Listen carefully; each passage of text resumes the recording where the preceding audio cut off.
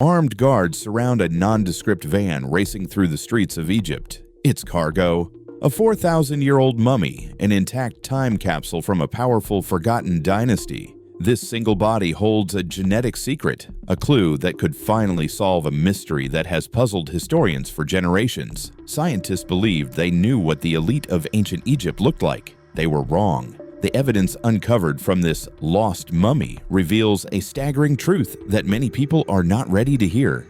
The game of the dead. For every golden mask of Tutankhamun we see in a museum, there are thousands of mummies that are lost forever. You see, the ancient Egyptians were famous for their obsession with immortality. They went to incredible lengths to mummify and protect their dead, believing that for a person to reach eternal life, key elements of their body and soul had to be preserved. First was the Ren, your identity and name. It lived for as long as your name was spoken. Then there was the Ib, the heart, which they believed was the seat of your soul and all your thoughts. The She'ut was your shadow, an image of yourself that was reborn every day at sunrise. The Ba was your unique personality, which could leave the body, and the Ka was your vital life force. And finally, the Khat, the physical body itself, which had to be mummified and preserved for all the other parts to be granted eternal life. But the thing nobody tells you is just how few of these mummies actually made it.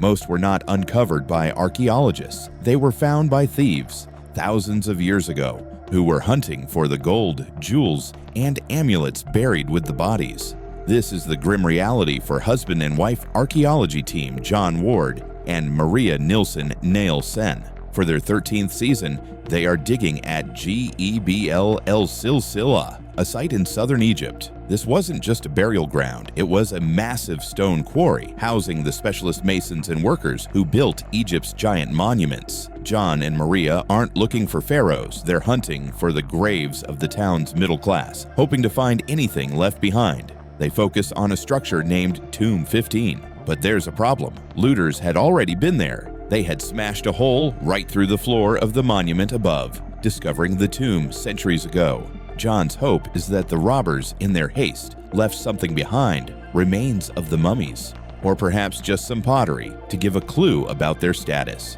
While the team works, Maria spots something incredible in the rubble nearby. Carved into a flat stone are 3 vertical lines and several horizontal ones. It's a Senet game.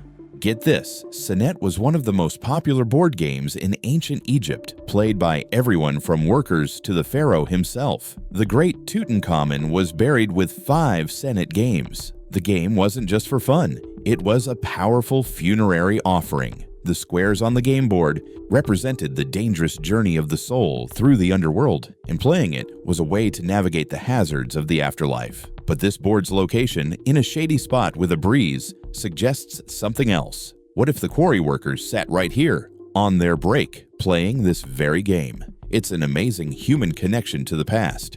But the hunt for mummies quickly turns dark. The team moves to Tomb 9, and as they clear the entrance, they find the broken remains of a mummy half buried in the mud. To put it mildly, it was a scene of total devastation. Ancient looters had torn the body apart. This wasn't just robbery, it was desecration. Here's the kicker. The looters were terrified of the mummy's curse. They believed that if they stole the mummy's treasures, the spirit would hunt them down. So they took no chances. They would break the mummy in half, scatter the bones, and often set the remains on fire. They did this to destroy the Ren, the person's name, and the Ba, their personality. Without these, the soul was truly gone, unable to take revenge. The treasures they were after were staggering. Beneath Tutankhamun's mask, his body was covered in over 100 ritual ornaments. A golden vulture and a winged cobra lay on his chest. Around his waist, he had 2 prized daggers, one made of gold and the other of iron hammered from a meteorite. This is what the looters were after, and they would stop at nothing to get it. As Maria and her colleague Trisha Coletto try to excavate the remains, they find more pieces of skull and bone. The bones are burned so hot they've turned blue, and just when things couldn't get worse, Maria spots fresh snake tracks in the sand. Trisha sees it too. Something is in the tomb with them. Maria taps the rocks, hoping to scare it off. "If you're still in here, I come in peace," she says. With the clock ticking, They have to press on, carefully lifting stones, not knowing what's underneath. After clearing the immediate danger, Trisha stops. She calls Maria over. Looking at the mass of burned bone and resin, she realizes something. It wasn't one mummy. It was two, fused together by the intense heat. The looters' fire had melted the resin and linen, turning the two bodies into one solid charred block. It's a tragic sight. Perhaps a husband and wife, or a parent and child, now inseparable in this destroyed state. There's no way to move them without destroying them completely. Heartbroken, with their time on the permit running out, they have to rebury their discovery to protect it. It seems the lost mummies of Egypt will remain lost, but they weren't the only ones hunting for answers. The Shimei Enigma. 40 miles south, along the Nile, lies the hillside necropolis of Kubit el Hawa. For 11 years, Professor Alejandro Jimenez Serrano has been digging here. This site is special. It sits on what was ancient Egypt's southern frontier, right next to its powerful neighbor, Nubia. This was more than a trade route. It was a critical military and political outpost, the gateway to Africa. Last season, Alejandro and his team made the discovery of a lifetime. It's the moment every archaeologist dreams of, the holy grail of their profession. They found a burial chamber that was completely undisturbed. The stone slab sealing the entrance was still in place, exactly as Egyptian workers had left it 4,000 years ago. Inside was a wooden coffin, untouched by looters, containing a perfectly intact mummy. This was not a lost mummy. This was a messenger from the past. The coffin was covered in hieroglyphs, giving them immediate clues. The mummy inside was a male named Shimei. The text described him as a priest and overseer of the stores, a powerful position controlling the region's food supply. But what many overlooked was his family tree. His father was Kema, a governor and powerful ruler in the south. His mother was Sadathotep, the daughter of Serenput I. This was a bombshell.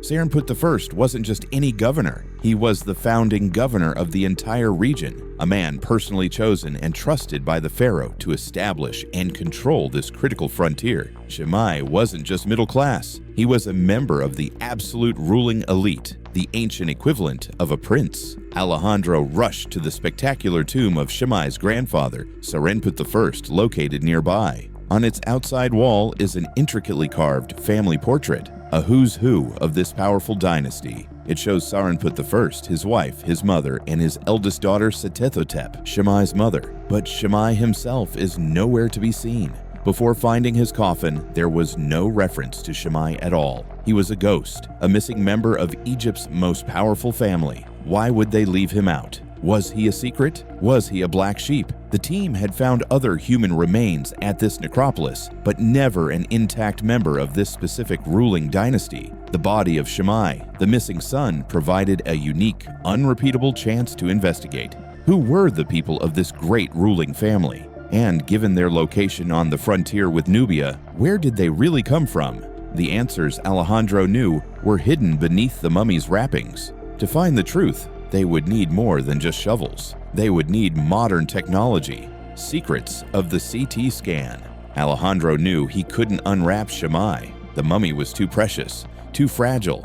For over a century, archaeologists and treasure hunters would simply rip the bandages off mummies, destroying them in the hunt for treasure. But modern technology offers a better way. The only way to see inside without causing damage was with a CT scan. And so, one night, the team prepared for one of the most stressful operations of their careers. Shimei's mummy was carefully moved from the Ministry of Antiquities store in Aswan. The plan was to transport it to the local hospital, which would only allow them to use the scanner outside of regular hours. This meant moving a priceless artifact, potentially covered in gold and jewels, through a busy city at night. To put it mildly, the risk of modern-day robbery was incredibly high. Egypt had been so plundered in the past that the team took no chances. An armed police escort was called in. The van, carrying a 4,000-year-old secret, raced through the streets, lights flashing. Alejandro was nervous but also excited. This scan could reveal Shimei's amulets, his cause of passing, and perhaps his true story.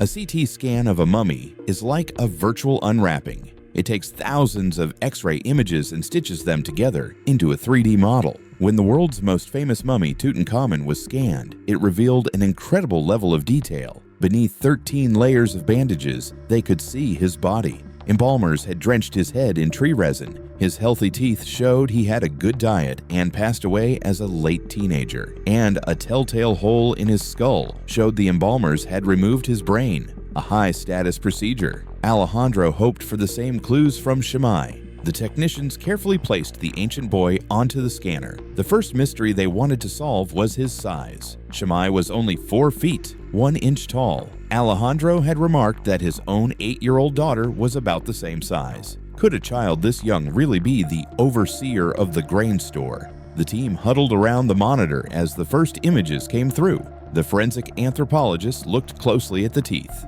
The results were immediate. Shammai's mouth had a mix of both adult and baby teeth. His age at passing, around 9 years old. He was just a child. This meant his powerful title was impossible. It wasn't just honorary, it was a statement of his family's power. It was their way of ensuring their son, who had passed so young, would still hold a position of status and importance in the afterlife. Then they looked at his skull. They found no hole. The scan clearly showed the shriveled, dried remains of the brain still inside his head. His nose was not perforated. The embalmers had not removed his organs through the traditional incision either. For such an elite family, Shammai's mummification was, to be blunt, poorly done. Alejandro had a theory. They were in the periphery of the state, on the southernmost frontier. The best embalmers, the true specialists, would be in the capital with the pharaoh. Here, they simply had no experts. The local team did the best they could for their little prince. The team thought the biggest mysteries were solved. They were wrong. The African pharaohs. As the scan continued, the anthropologists started looking closer, not at the brain, but at the bones. This is where the real DNA results come from, not from a liquid sample, but from the unchangeable anatomical proof locked in the skeleton. They analyzed the shape of the nasal cavity. They measured the thickness of his bones and the precise shape of his skull. And then they told Alejandro something that was, in his words, completely unexpected. Shammai had Nubian features. The anthropologists were certain, based on his skeletal anatomy. Shammai was a black African, likely from neighboring Nubia. This was the shocking truth. It wasn't just a 9-year-old boy. This discovery meant that his mother, Setethetep, and his father, Kema the governor, and his grandfather, Sarenput I, the founding governor of the entire region, this entire ruling, elite Egyptian family, was probably Nubian. Get this, for centuries, the popular image of the ancient Egyptian elite in movies, in art, in our own imaginations, has been Mediterranean or Middle Eastern. But here was cold, hard, anatomical proof, locked in the bones of a lost mummy, that the reality was far more complex. The ruling class, at least in the south, was not what we thought, and Nubia wasn't just some far-off land. It was a powerful civilization in its own right, a land rich in gold, incense, and soldiers. The Nubians were at times Egypt's greatest trading partners, at other times its greatest rivals, and at one point, they even conquered Egypt and ruled as the 25th dynasty of pharaohs. The idea of a powerful Nubian family governing for the pharaoh turns our simple picture of ancient Egypt on its head. This anatomical evidence, which points directly to the mummy's genetic heritage, rewrites the history books. We always thought of the ancient Egyptian elite as one type of people, but Shammai's remains prove that Egypt was a frontier society, a true melting pot where different ethnic groups were mixed. A powerful family from Nubia could rise to become the trusted governors of the pharaoh, ruling over a critical part of the Egyptian empire. As Alejandro himself said, at the end of all this, the color of Shammai's skin didn't matter. He was Egyptian. This discovery doesn't just add a new page to the history books. It throws out the whole chapter and forces us to start again, proving that these ancient mummies have secrets to share that are far more valuable than gold. But what about the other lost mummies, the ones who weren't so lucky? A new chamber of secrets. While Alejandro was rewriting history, other teams were still fighting to save it. 115 miles north in Luxor, a place the ancient Egyptians called Thebes, one of the richest, most legendary archaeological sites in the entire world, another team of archaeologists from Spain was investigating a true ancient mystery. This wasn't the Valley of the Kings, but a sprawling, dusty necropolis known as Asasif. And what they found there was the stuff of nightmares. They hadn't just found a tomb. They had found a battlefield. Over 350 mutilated mummies, their bodies scattered in chaos around a single, massive tomb complex. This wasn't just any tomb. This was the eternal home of a man named Hui. And Hui wasn't just any man. He was a vizier, the prime minister of Egypt, second in command only to the pharaoh himself, who ruled around 1390 BC. But Hui's final resting place had been attacked, systematically, brutally. The team found that the tomb had been systematically vandalized. Every single inscription of his name, every carving of his face, had been painstakingly chiseled off the walls. You see, this wasn't the messy work of common grave robbers. Looters are in a hurry. They smash and grab, looking for gold. This was something else. This was precise, cold, and official. All references to Hui had been carefully erased, an act known as damnatio memoriae, a condemnation of memory. This was an official execution, ordered from the very top. To understand the vandalism, you have to understand the pharaoh Hui served. And this pharaoh, he changed everything. Hui served under Amenhotep IV, but the world would come to know him as the heretic king. In a move that shocked the ancient world, Amenhotep abolished Egypt's entire pantheon of gods. Amun, Osiris, Isis, all of them gone. He declared that the hundreds of gods his people had worshipped for millennia were all false. There was only one true god, the Aten, the disk of the sun. He didn't just change the religion, he changed his own name to Akhenaten, Ak-en-Ach-ten, meaning effective for the Aten. But he didn't stop there. He abandoned Thebes, the religious capital of Egypt, and moved the entire government, his court, and thousands of citizens to a brand new, unfinished city he built in the middle of the desert, a place we today call Amarna. He was a fanatic, and he demanded total loyalty.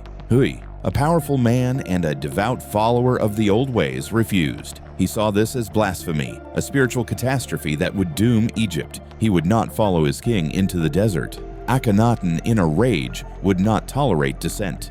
He ordered Hui's memory to be obliterated. In ancient Egypt, your name, or Ren, was essential for your survival in the afterlife. Your spirit, your Ka, needed your name to be spoken and written to exist forever. To chisel off a name from a tomb wall wasn't just vandalism, it was spiritual murder. By erasing Hui's Ren, Akhenaten was ensuring his vizier could never pass into the afterlife, condemning his soul to oblivion. The vizier was dispatched, and his mummy has never been found. So that explains Hui's desecrated tomb. But it doesn't explain the 350 other bodies piled up around it. Who were they? And why were they here, mutilated and left in this cursed place? Using a tiny snake-like camera, archaeologists did what they do best. They looked closer. They threaded the camera inside the shattered skull of one of the mutilated bodies. What they found was astonishing. The brain had been meticulously removed through the nose. This wasn't a commoner. This was the mark of a high-status, incredibly expensive mummification. These were pilgrims. The answer was a stunning twist. After Akhenaten perished, his revolution collapsed. His city was abandoned, and Egypt raced to restore the old gods, trying desperately to forget the heretic king. And in this new era, Hui, the man who defied the fanatic pharaoh, was no longer seen as a traitor. He became a hero, a martyr. For centuries after his death, Egypt's wealthy elite paid enormous sums of money not to be buried in the Valley of the Kings, but to be buried near the man who said no to a pharaoh. Then, amongst the rubble and bone fragments, the team found something incredible. A technician was clearing centuries of debris when a small, easily missed fragment of painted stone caught his eye. It was a face. After 3,500 years, they had found a rare piece of stone bearing the vizier's original portrait. The team carefully found the exact spot on the wall where it had been chiseled from and slotted it back into place. In that one powerful moment, according to the ancient Egyptian belief, His Ren was given back to him. His name was restored, and according to the beliefs that he died for, his spirit could finally live again. And what about John and Maria's team back at Gebel El Silsila? Their mission was running on fumes. Their permit was about to expire. They were facing failure. But then, on their very last day, combing the cliffside one final time, they found it. A small hidden opening, almost completely buried by sand. The real entrance to Tomb 15. As John climbed out, he confirmed it was just wide enough for a mummy to pass through. Right before their time ran out, they shined a high-powered light through a tiny crack in the wall, and their hearts stopped. They saw it. A whole new chamber, untouched, dark, and full of ancient mummy wrappings. A new mystery and a new hunt for next season. The story of ancient Egypt is often told through its golden pharaohs and towering pyramids, but the real history, the human history, is written in the bones of its people. From the vandalized tombs of religious martyrs to the burned bodies of the forgotten middle class, most mummies are lost to time, their stories silenced. But as the discovery of Shammai proves, just one intact body, armed with the power of its own anatomy, can reveal a shocking truth. It can give a voice back to the real people of ancient Egypt and prove that even in death, the truth will always find a way out.